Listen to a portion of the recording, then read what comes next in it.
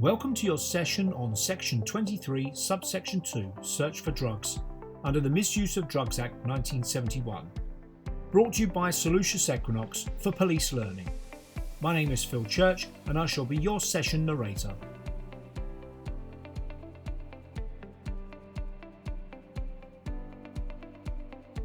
The aim of this session is for you to have a knowledge of Section 23, Subsection 2, Search for Drugs under the Misuse of Drugs Act 1971.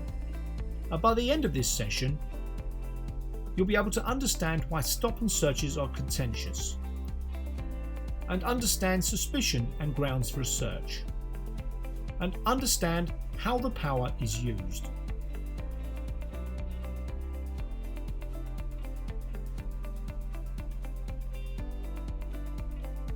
Society have been asking many questions concerning stop and search. We read a lot in the press about stop and search. And many people have strong views on the subject. Statistics suggest stop and search powers are used disproportionately by the police on minority groups. Between 2018 and 2019, there were 4 stop and searches for every 1,000 white people, compared to 38 for every 1,000 black people. This risks undermining the notion of policing by consent within certain communities. However, when used lawfully, stop and search remains an effective tool.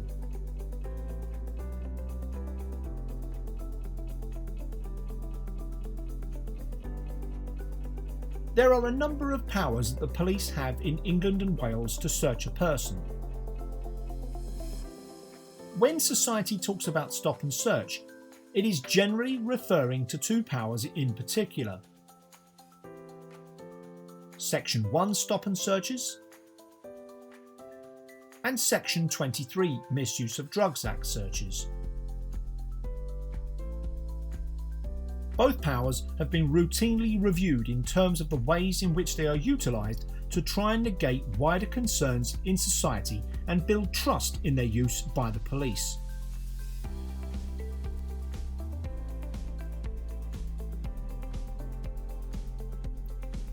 To understand why the police may use powers to stop and search, we must understand what the law says. Section 23 Drug Searches.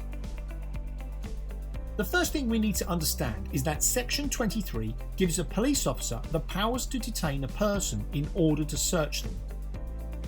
This does not mean that they are under arrest. However, the person must remain with the officer until the search is complete, and the police may use force to search. Once the search is complete, the police officer no longer has the power to detain and the person is free to leave, unless that person is subsequently arrested for a criminal offence. The police officer must complete a search record and either hand over a copy or make one available to collect at a later time from the police station. Why would a police officer decide to detain and search? The answer to this question is connected to suspicion. What actually is suspicion? This is a very good question.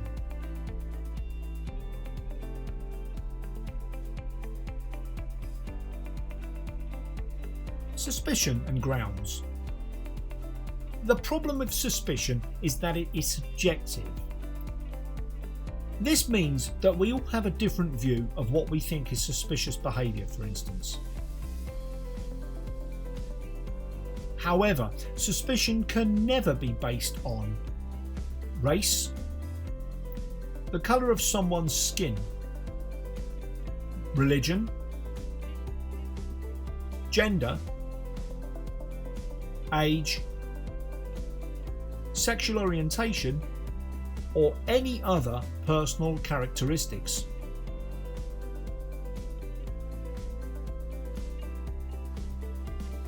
A good test of whether something or someone is suspicious would be to pose the following theoretical scenario. Were a person to describe what they were doing prior to being stopped by the police to an independent group of people, and the general consensus was that the behaviour was suspicious, then this would be a good starting point. The same would equally be true of a police officer. If a police officer was unable to give a good basis for their reasonable grounds for suspicions, then a stop and search may be unlawful. Generalisation and stereotyping should therefore never be factors for the police to decide on whether a person is acting suspiciously.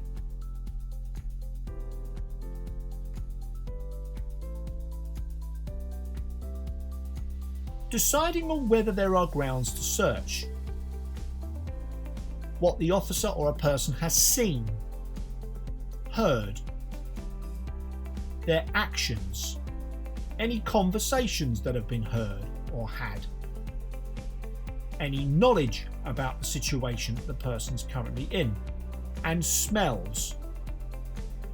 But it's worth noting that there have been a number of complaints made against police officers where it has been deemed that smell on its own is insufficient grounds to justify the utilisation of Section 23 stop and search powers.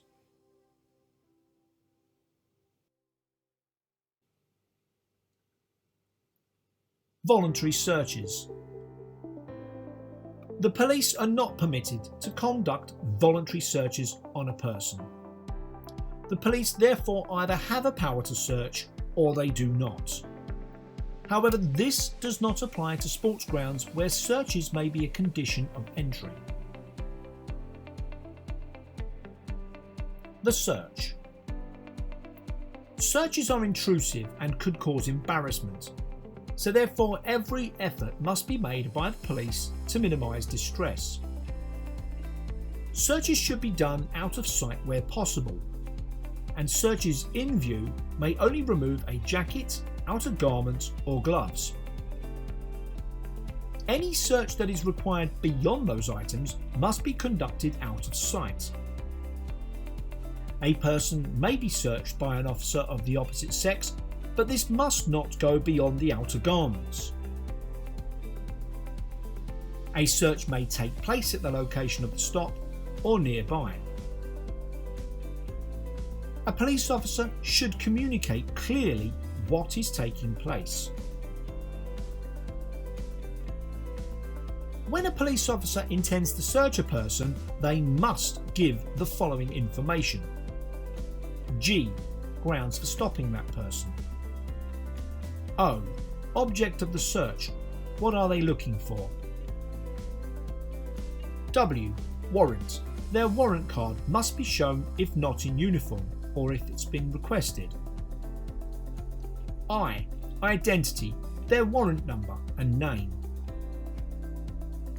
S. The station the officer works from. E. An entitlement to a copy of the search record.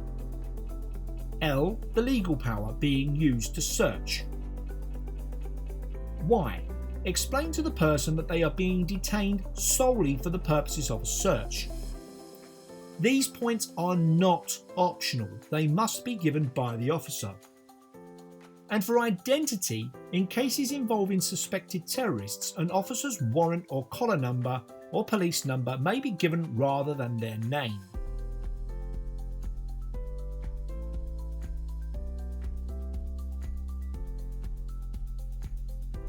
The legislation for Section 23 Drug Searches. A police officer who has reasonable grounds to suspect that any person has in their possession a controlled drug. The officer may detain that person for a search or search any vehicle, vessel where there is suspicion there may be drugs and seize these.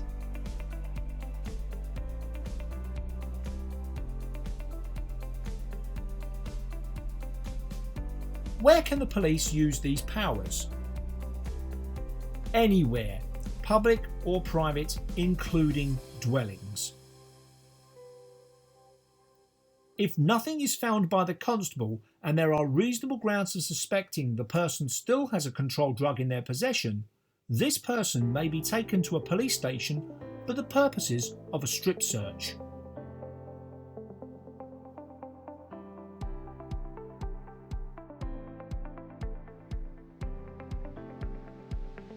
If things go wrong.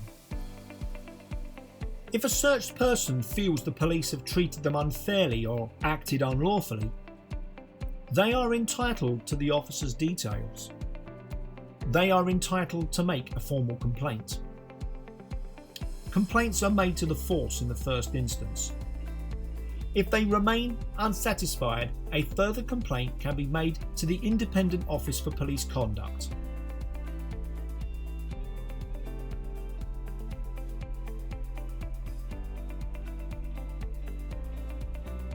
We hope that this bite-sized law presentation was helpful to you, and we are always interested to hear your feedback. So why not leave us a message on our SETS channel? Thank you for listening.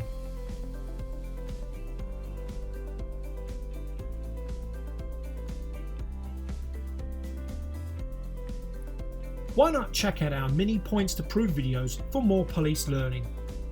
Only on our SETS channel on YouTube.